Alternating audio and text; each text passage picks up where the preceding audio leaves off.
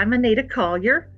I'm in Alabama, East Central Alabama to be exact. And I was um, in 1979. I had a Bigfoot sighting on in the mountain area around me.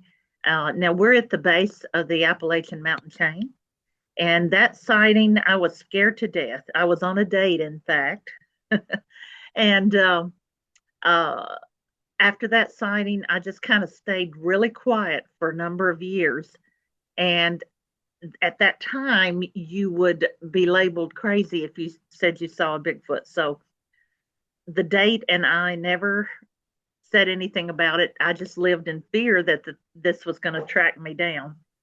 Well, And finally, huh? tell me about that sighting though. The first one that you had on this date. Tell me all about that. Leading up to it. Where exactly were you when this happened? I was on Mount Cheaha, Cheaha. Now that's the highest point in Alabama. Um, the state Cheaha State Park, and we were on a place called Bald Rock.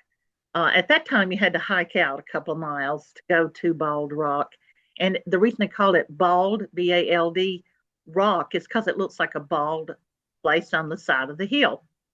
Uh, well, I was on this date. It was a Wednesday, and not a lot of people came out there during the middle of the week, so we knew we had a good place to go and uh, have it to ourselves. So we hiked about 2 miles out, got out there, kind of humorous, but at the time it was scary. But now it's humorous because we set up on the rock and, like many guys do, he made a pass and kind of laid me gently back on the rock and thought he would um, get to have his way. And we started getting plummeted with pebbles and little pine cones. So we got up and looked around, just kind of set up and looked around. There was nobody out there. We called. There was nobody out there. We didn't hear anyone say anything, and so we figured it might be like rolling down from the top of the rock or something like that. And then he tried his best again, and he started getting hit in the back with bigger pebbles, bigger, more like little rocks, and twigs and pine cones. And so we set up again. He said, "This is crazy." So we set up again. It was on a Wednesday in October, and we slid down off the rock. You could slide down and look down off the little cliff. It was probably 30 feet drop. And we looked down and we didn't see anything. We looked out in the field. It was a field of high grass and saplings. And there, this creature was. It was a Bigfoot. Now I know, but at that time it was a brown creature. It was amazing looking, but I was scared to death. I said, "What is that?" And he was a news guy, a local news guy. So he was curious. He was very curious. We, I was saying, "Let's go, let's go," but he was saying, "Oh, I want to see this. I want to see this." By the time I got in the car, I was in tears, and I just, like I said, I thought that this was going to look me up, track me down, and find me. It was amazing. They weren't, or it wasn't scared of us. It just looked at us, and I think it was a juvenile. From what I know now, in my mind, it was more like a juvenile, because probably 5 or 6 feet, and it didn't really seem scared. I suppose it was curious about us and wanted to see what we'd do. Um, I'm thinking the more I know and the more I talk with people that it might have been two of them, two playing with us on the way out, and also at that time. Finally, we did leave, and like I said, I was in tears by the time I got to the car, and I didn't go back up to Mount Cheaha for until just about 4 years ago. So it's been that long since 1979 to about 4 years ago. Hi, I'm Linda Eastburn of Linda Eastburn YouTube channel, and I have a new book out called Threshold to Encounters. It's about 40 years of research and experience with all of these wild cryptids that many of you I know have encountered yourself. You can find it on Amazon.com. Wow. Yeah. Yeah. So, um, as you looked at this creature, about how far away from you was it? We were probably about maybe 50 yards, maybe, may have been a little less than that. It wasn't that far. We were looking down into the field, and it it may have been 50 yards, maybe. I don't even think it was that much.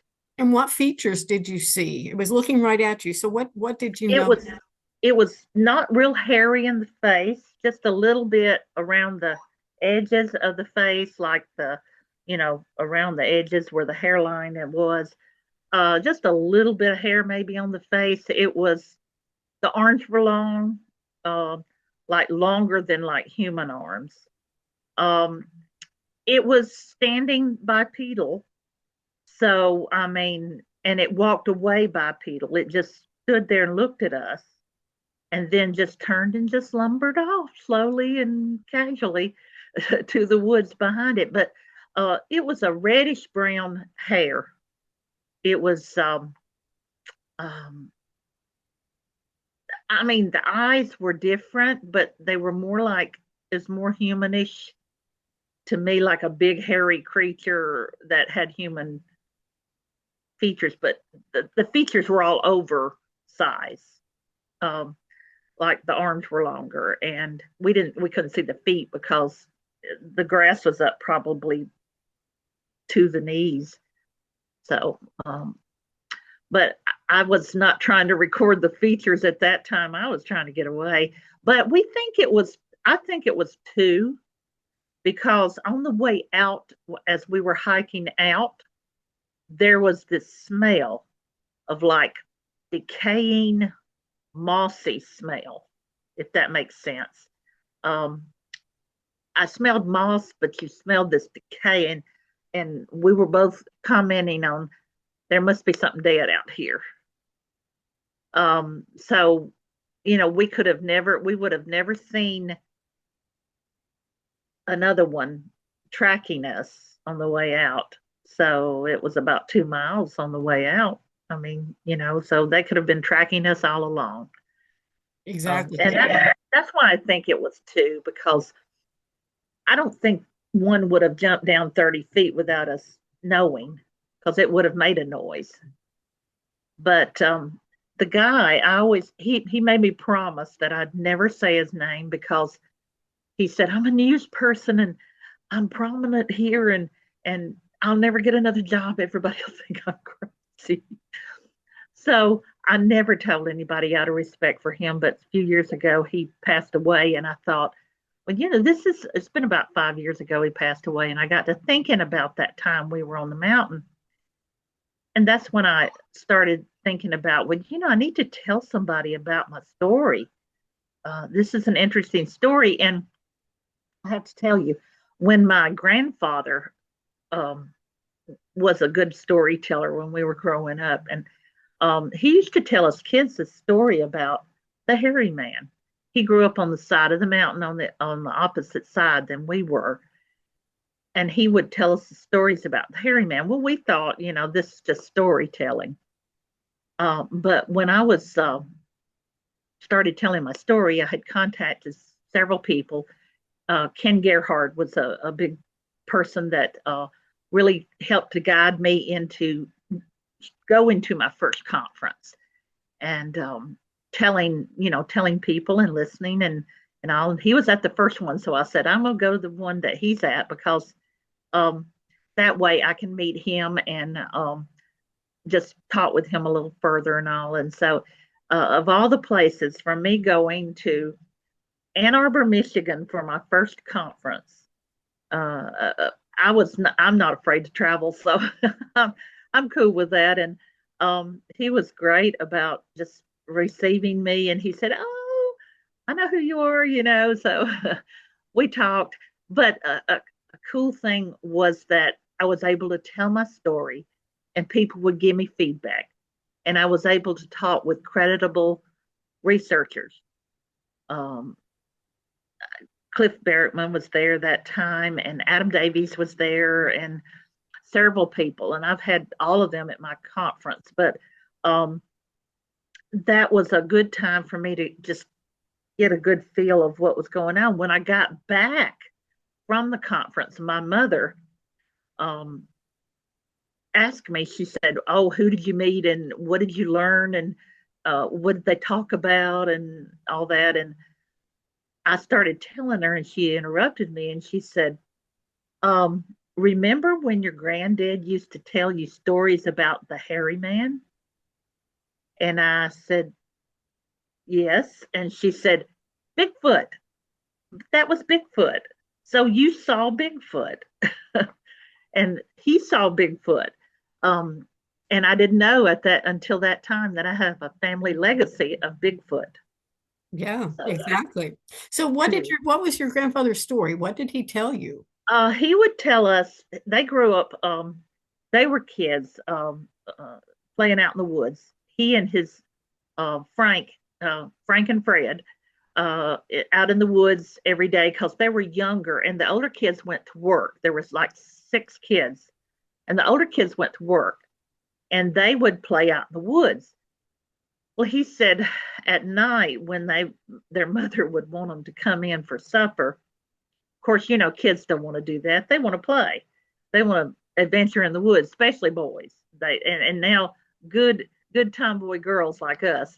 But they would play, and at night, all of a sudden they'd see this hairy man, and sometimes he would go like that, and it would scare them, and they would run home, and they would be during the daytime sometimes uh, on the trails that were already trails that were made by people and everything, and they would be just walking down the trails, and down many feet from them, they would see the hairy man down there looking at them, and that would scare them, and they'd run home, and so he would tell us just stories about the hairy man, and I just my granddad was my hero anyway.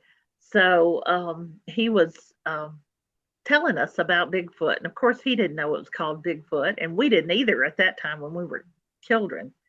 So it was fun to learn that fact about granddad. Exactly.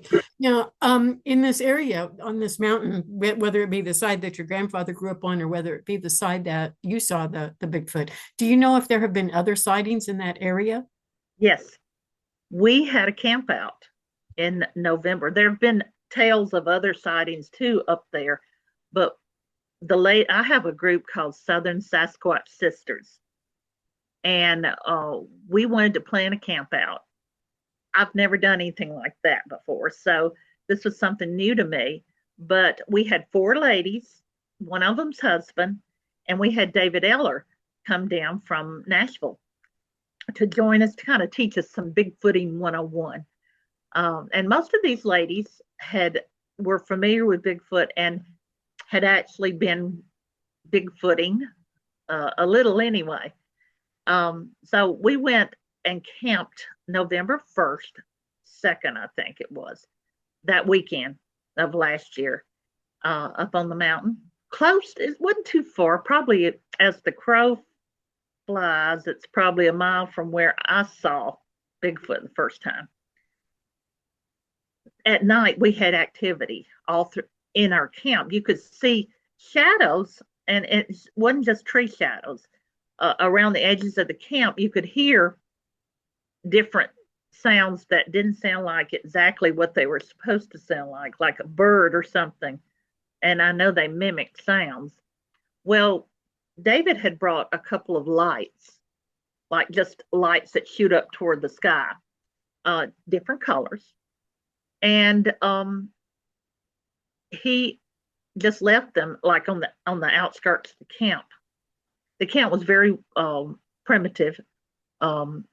We only had a picnic table and a fire ring with a grate on it, and we brought our own tents and everything like that. We had everything set up, and when all of a sudden one night, the we saw a one of the lights just pick up. There was nobody back there. We saw the light pick up, and it was like someone was holding it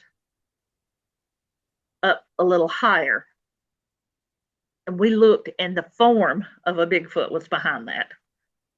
So this, and I looked, and we were all looking to try to figure out what was going on with these. Um, we were just amazed and stunned. And every time we tried to take pictures, we didn't have any juice in our phones. So, I mean, it was like every time we would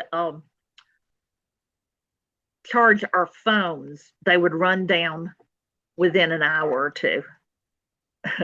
That was weird. And then this, it looked like a Bigfoot had picked up the light, was holding it, and all of a sudden, I looked, and there was a Bigfoot about a foot away from him, or this one, leaning out, looking, and I saw it myself. And I said, "Look!" But the time I said, "Hey, look, guys," it was gone. It was hiding again.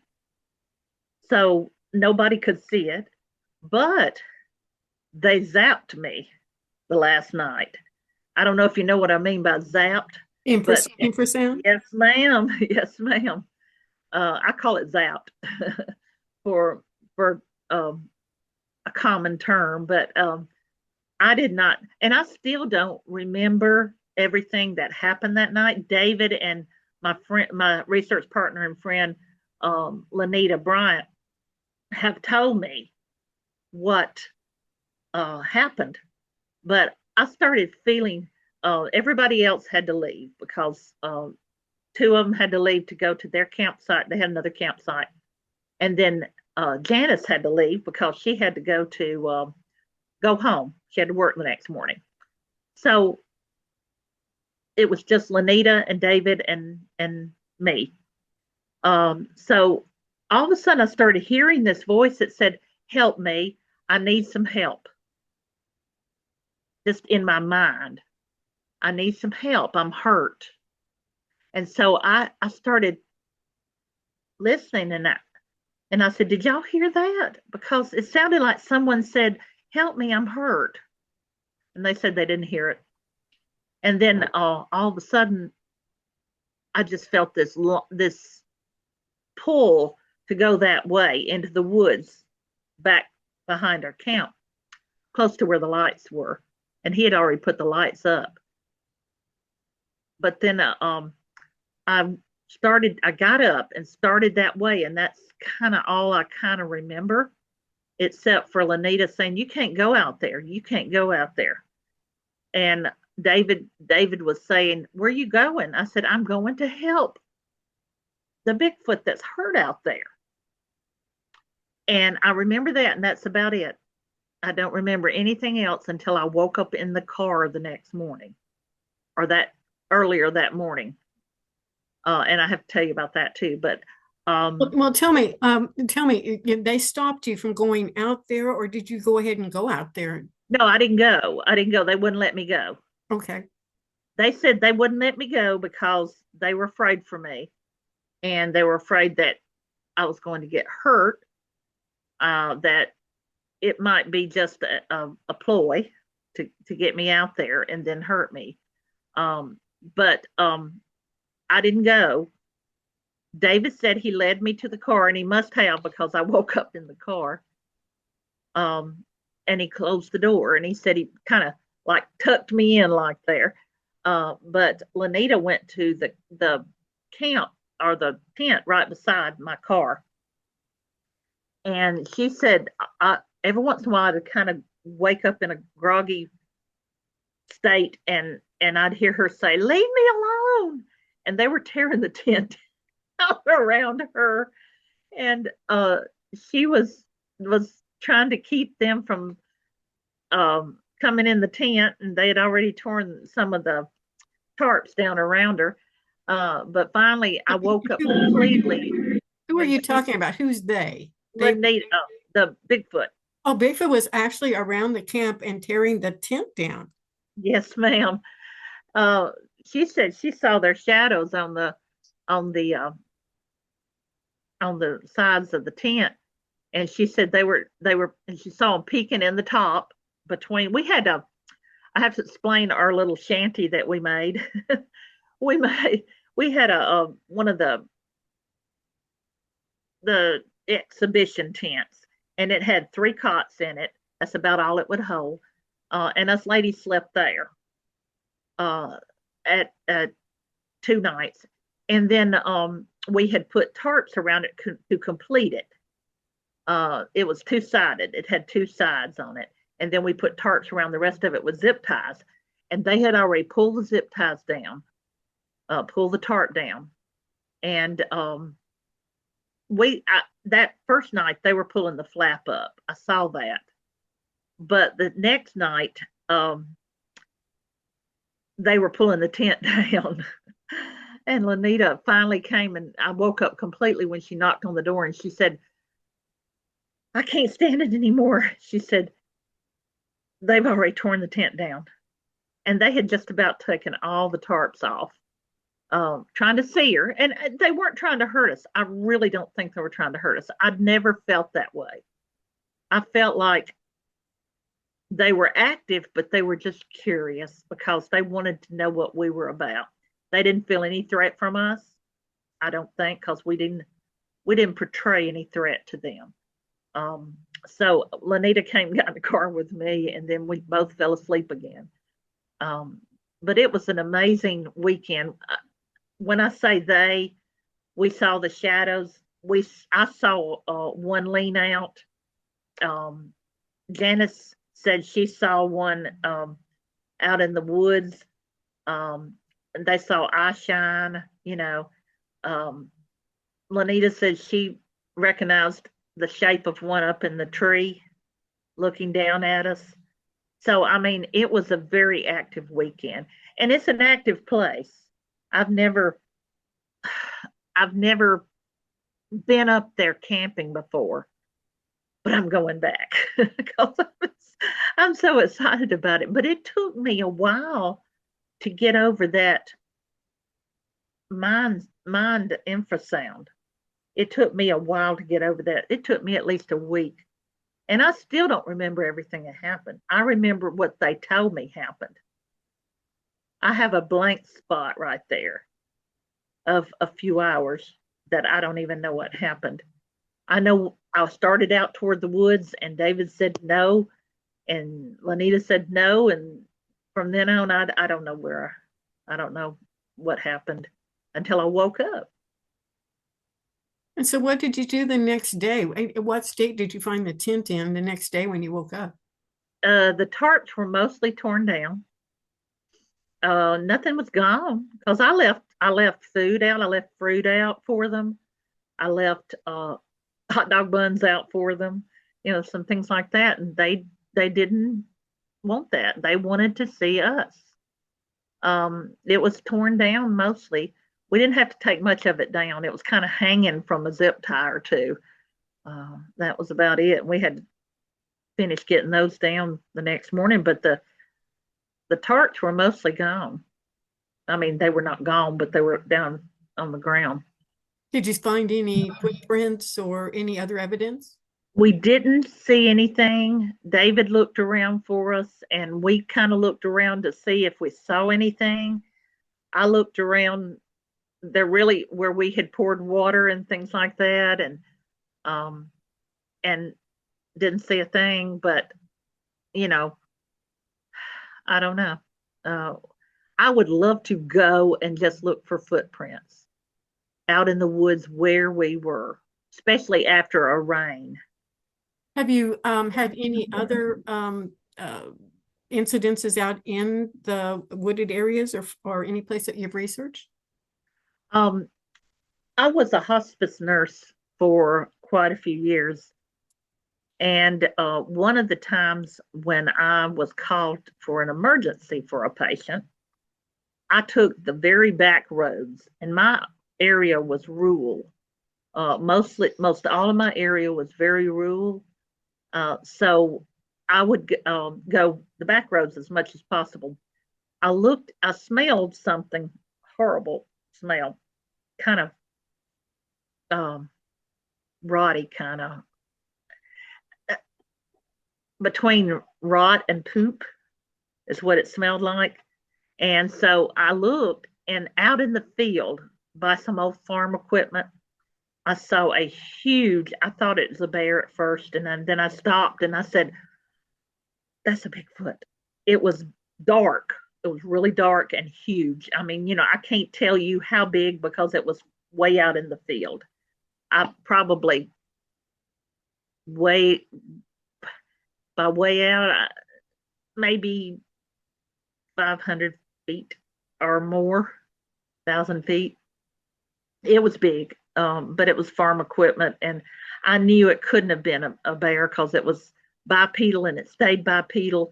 I don't know, and I don't think it noticed me, but I got to thinking. I said, "Dog, if I wasn't on an emergency run, I would go out in the field after that." And I'm thinking, what in the world would you do if you got out there?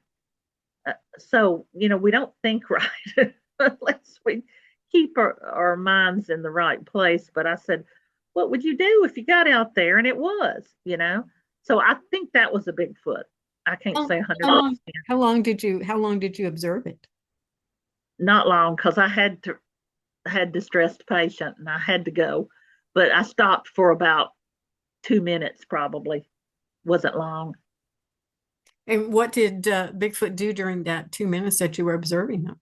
Just looking around that old farm equipment. So someone might leave food out there or fruit out there or something. It looked like he was looking. I say he was looking for something. Um, and I'm assuming because it was darker color that it was older, and because it was bigger, it was older. It had to be very big because it was very big looking from the road. What type of equipment was out there? It was a old truck, old rusted out truck, like an old Ford or truck or something, one of those old trucks. And it just out in the woods or out in the field, and it was just rusted over and uh, looked like someone had just left it out there. How far was this from like your first sighting and then this camp out that you had? Was it near all of that? It was probably it was in the same rural counties that covers. Um, to tell you how far it was, probably 10 miles. But my research partner, Lanita Bryant, and I have gone out to this private property, which is on the edge of the Talladega National Forest, and we have heard them. And she said she has been following them for many years since 1995. And she knows they're out there, but I believe they're out there too, because that was my first encounter with being infrasound. I was that time, but I remember that. Just when we were about to come off the path and toward the gate, we were probably about 10 feet from the car.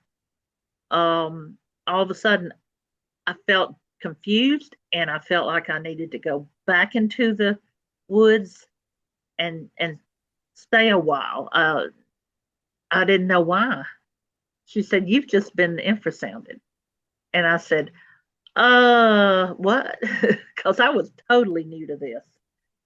And she explained it to me and she said, what else are you feeling? And she kind of guided me back to the car.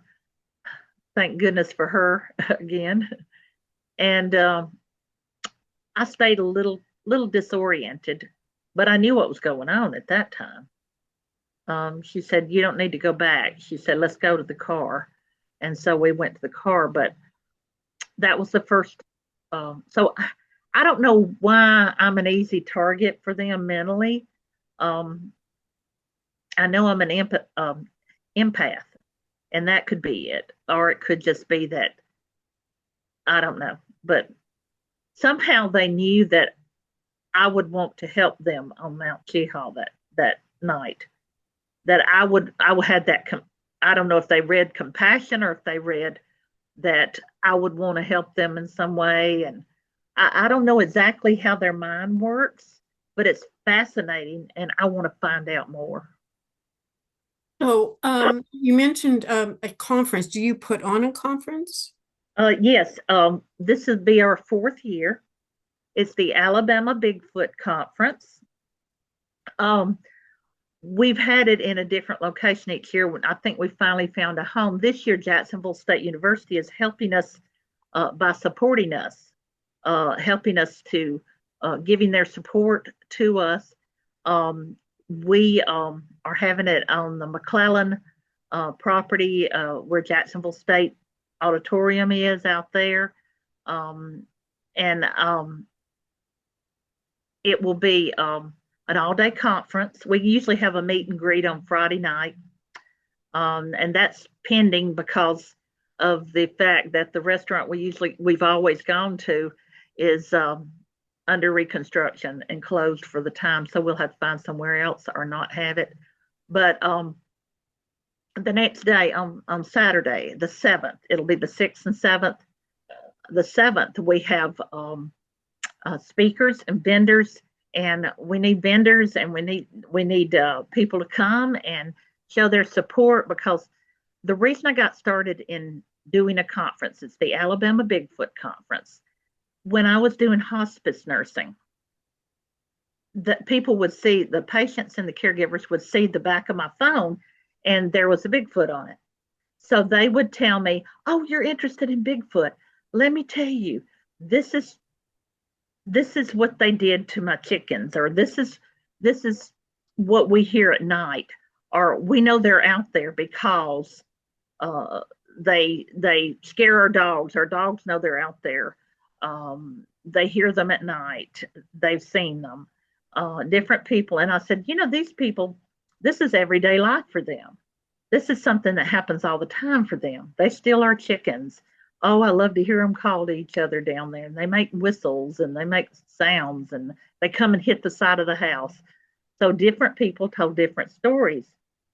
And it was something that I thought, well, these people need a voice, because this is not everyday occurrence for everybody. This is just their everyday occurrence. They live with it. But it's interesting to know their stories, and people need to know more about this. I think it's good to educate people when you hear about things like, say, people are talking about Dog Man now. They talk about different things like even angels and ghosts or spirits and things like that. I think it's better to be educated than it is not to. And we're learning more about Bigfoot. We're learning more about the things that go on that we've never known before. So it's a good thing to educate people, and that's what I like to think of this as a education thing. Oh yeah, it's fun for me, and I love it. It's a lot of hard work, but it's also a very good education. Each year we have people who maybe have different views, maybe have had different encounters. This year we've got on June 7th, we've got MK Davis. He's coming this year. Melissa Adair from Atlanta.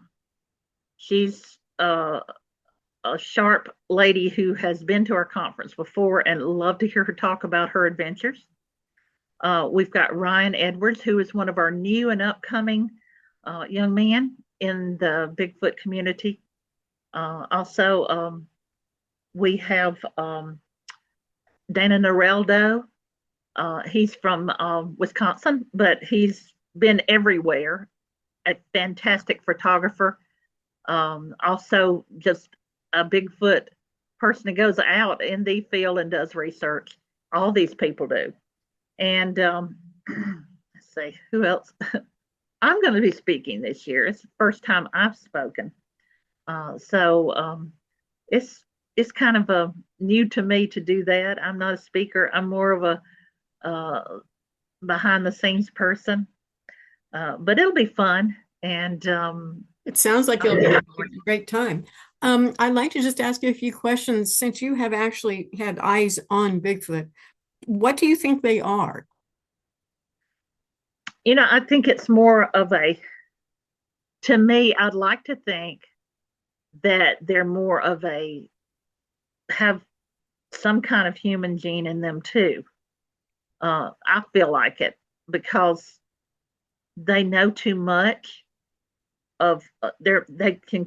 I think we'll eventually be able to communicate well with them in some way. I think they're maybe even more intelligent than we are. I don't know if I go with the UFO thing, but I think they do have that ability to affect the mind, the thinking. So I don't know really what that might be about. I'm just so new in this that I think there is some kind of human gene in there somewhere, but I think if it is, it's a long lost um, civilization or you know something like that. I don't know. It's hard to say.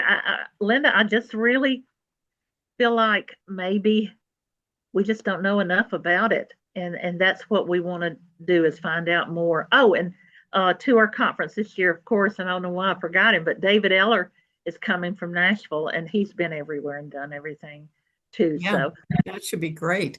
it'll be great. It'll be Yeah, great. yeah. I think that's how I found you. Is I saw a poster of the Uh-huh. conference You did. coming up, and it's like, wow, that sounds like a really good lineup. We did. We will. And the thing is, the way I got started to even do a conference, um, I had one particular patient who was my Bigfoot buddy. I called him. So we'd talk Bigfoot. We'd do vital signs of him, and then we'd talk Bigfoot. So so he said he used to go out on the front porch with his oxygen at night when it was warm enough.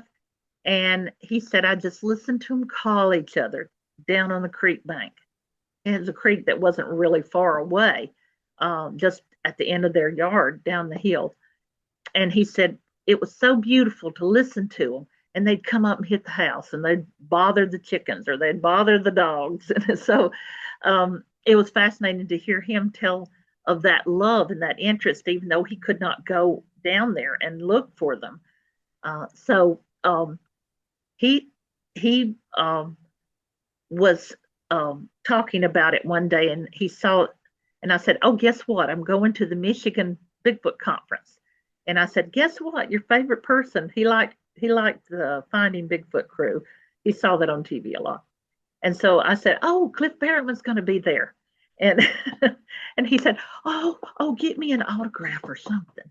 And so I got there, and I started talking to Cliff, and I said, "Cliff, I'm a hospice nurse, and I have a patient, and he loves Finding Bigfoot show. Can I just get an autograph or something for him?" He said, "Hold on." He said, "Let everybody go back in there and come back over the table, okay?" So everybody went back in the conference, and he motioned for me to come back. He said, "Let's do him a 2-minute video, just talking to him." He said, "I'd love to do that for him." And so we did. We did a 2-minute video.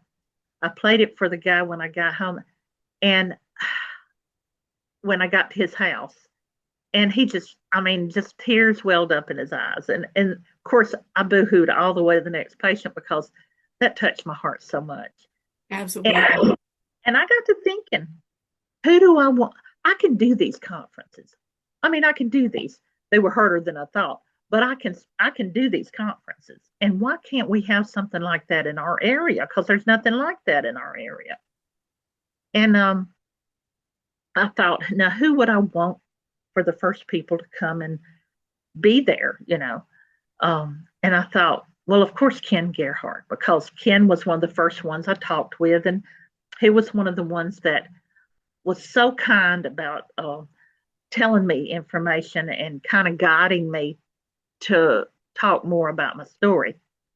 And then I thought Cliff Barrettman, because someone who is a celebrity, and all these people who are well known are celebrities, but somebody that has that kind of celebrity um, appeal and everything, and they would stop and do that for my patient. That was very generous, very, very kind. Going back to your patient, though, and what he experienced when he heard the sounds of Bigfoot communicating, did he ever describe those to you, what they sounded like?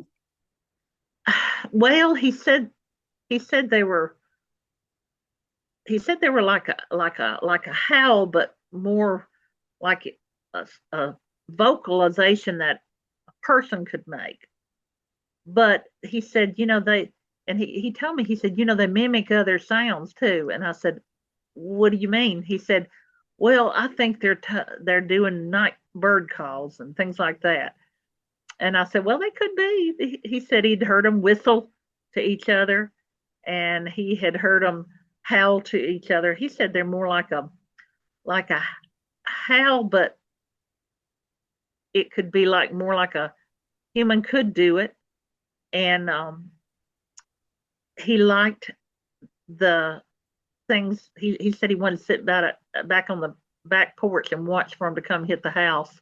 Stuff like that. So, and Did he he never got see? to. Did he ever see them? He didn't. He never got to. So he was. I was hoping he'd get to come to the first conference, and he didn't get to come. He didn't feel like it. But he never did get to come to the second one. So, but I just think that encouraged me to do this conference as well. In fact, his son-in-law and his brother got to help with the first conference. They were some of my volunteers, and that was a blessing to me. Absolutely. Yeah, that's helpful. So have any of your other patients had any experiences?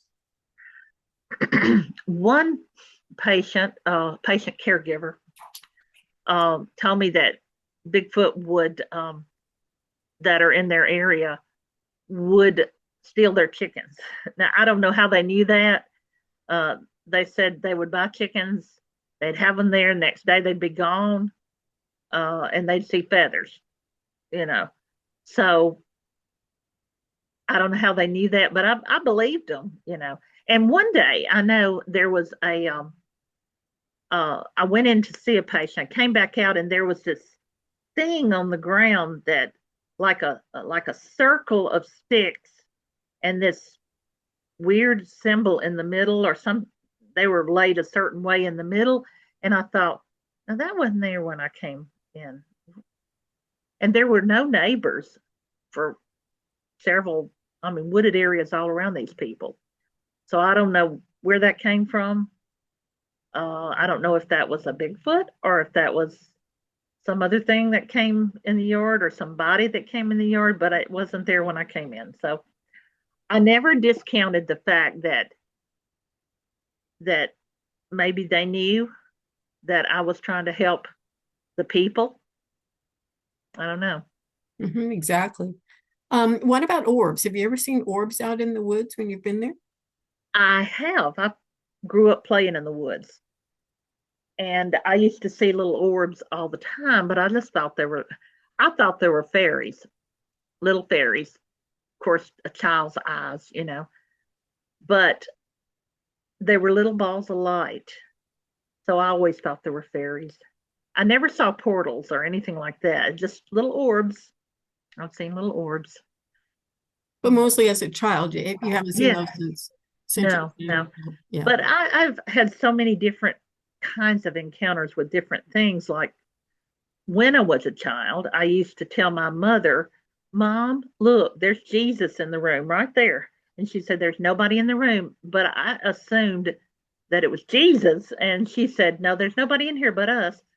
But it was, I'm sure, my guardian angel, because I would see an angel. And I know everybody at this point is going to say, oh no, she's lost her mind. But no, since then, I have had some angel encounters. So it's not just Bigfoot, it's other things too. So I know uh, one of my angel encounters, I was 19 years old, and I used to drive my dad's little old Datsun pickup truck. Now it's Nissan, but just one of those small little pickup trucks. And I looked, and back in that day, you could pick up somebody and they weren't going to kill you. so, so there were about 12 children of different ages, 10 or 12 children, different ages, sizes, colors, races, all, and this lady were walking across the or in down the road, and I stopped and I said, "Do y'all need to go somewhere? Can I take you somewhere?" So the lady hopped in the cab of the truck, and the kids. That's when you could ride in the back of a pickup truck, and it wasn't against the law. But I was raised in the country. Okay, I was country before it was cool. So they all hopped in the back of the truck, and it was just full of kids then. But we talked, and she said, "I'll just tell you when you get there. Just turn right here, turn right here." So I turned and I went down this road and across from this church that she just kept talking about things and about the kids and asking me different questions. And um, there was a children's home. It used to be a children's home where it was a transitional home where they would bring children, and when they would take them out of a home, DHR would take them out of a home, and they had like weird hours of the day or night or whatever. They had to find a place for them until they could get them in a foster home the next day. So the home had been closed up for quite a while. No one had lived there for quite a while. And she said, "Right here is where we are. We're staying right here." And it looked like it was still boarded up. And I let her out. The kids all piled out into the parking lot. And she thanked me and prayed for me before she left. And so it was just a wonderful time with her in the cab there, talking to her and everything. And when I started off, I hadn't no more thought about, she just closed the door. And I looked to see where I was going to go, which direction I was going to go. And I turned around and everybody was gone. There was nobody there. I know it was a band of angels. It had to be. Wow, that's an amazing story. That I'll never forget that as long as I live, because I know I'm not trying to get religious or anything like that, but I know this. I know the Bible says that if be kind to strangers, for you might not know you're entertaining angels. And I think that's what happened that day. I really do. Yeah, and very well may be true. Well, I I'm going think to so. go ahead and end our interview today. I thank you so much for coming on and sharing all of your stories, including the angel stories. I think those are just as interesting as Bigfoot. And Bigfoot, who knows? Maybe Bigfoot's an angel. We don't know. We don't know. Thank you so much for asking. Yeah, and good luck with the conference this year. Thank you so much. Thank you. Bye-bye. Bye.